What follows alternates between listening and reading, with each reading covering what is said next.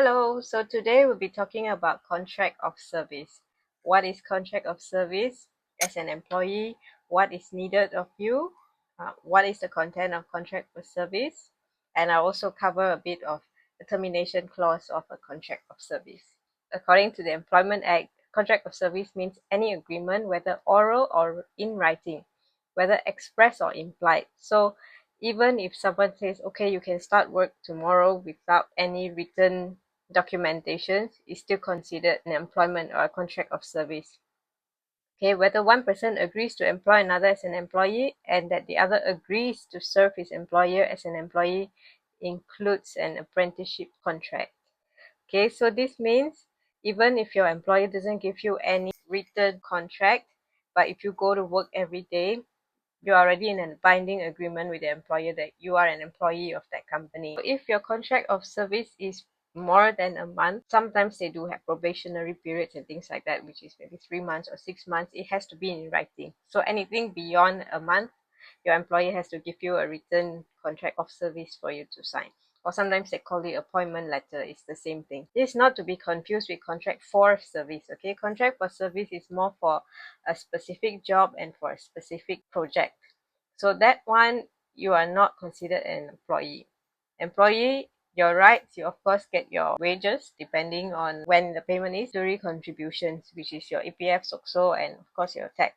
So contract for service, you're a contractor for this company or this person. So you are not an employee and they are not liable to contribute for EPF, SOCSO and such. But you as a freelancer or as a contractor, you can do your own contribution on the side. Okay, so now we're just only focusing on contract of service. Employer has to do their duty as an employer to pay your salary and to, of course, give you your job description and everything. So what do you anticipate to see in a contract of service? Usually they will give you your title of your job position, and then they're pleased to offer when is your starting date, and then your terms and conditions, your salary amount, your duties of appointment. So specifically what job you're supposed to do, annual leaves, your medical leave entitlement, your maternity leave if applicable, public holidays.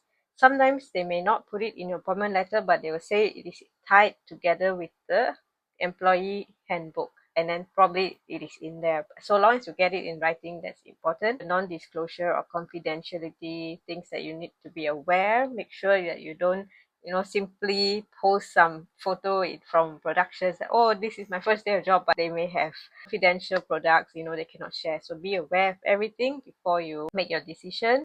Important is the notice of termination or resignation. Any party, either the employer or employee, may give a termination of contract of service. Based on the Employment Act, it goes by this: 4 weeks notice if you have been employed less than 2 years, 6 weeks notice if you have been employed more than 2 years but less than 5 years, and 8 weeks notice if you're employed for 5 years and above. So that is the notice period. This is based on the Employment Act. Is it possible to be terminated without proper notice?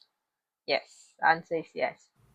So you may terminate a contract without notice provided you pay the sum of in lieu of your notice. So that is important to know, yeah? How about termination based on misconduct of the employee? How does that go about? There are a few reasons why. Usually this case comes when there's a major misconduct happening, and it's not easy to be terminated actually, because the employer has to go through a certain process or procedure before they can come to this decision, unless it's a gross misconduct and it's very obvious that this person has broken rules of the company. They have maybe jeopardized the safety of others around them. If it's not a super major misconduct, normally HR or employers stand of view, they usually will give you warning. In Employment Act, they say due inquiry. So what is due inquiry is totally up to the employer. They can dismiss without notice, can consider to downgrade the person, or lesser punishment is they could also do suspension without wages for a period of 2 weeks. Let's say the company needs to take some time to do the inquiry. They can also suspend the worker temporarily for no longer than 2 weeks with no less than half of his wages.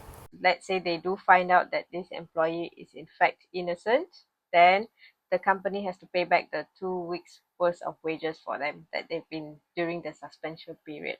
It really depends on the misconduct. So you read through your company's handbook to understand further. They may list down misconduct and major misconduct. So like major misconducts is something that's non-negotiable and they can terminate without notice, provided there is due inquiry and they have to have proper findings before they make the decision. An employee may terminate his contract of service with his employer without notice where he or his dependents are immediately threatened by danger to the person, by violence or disease.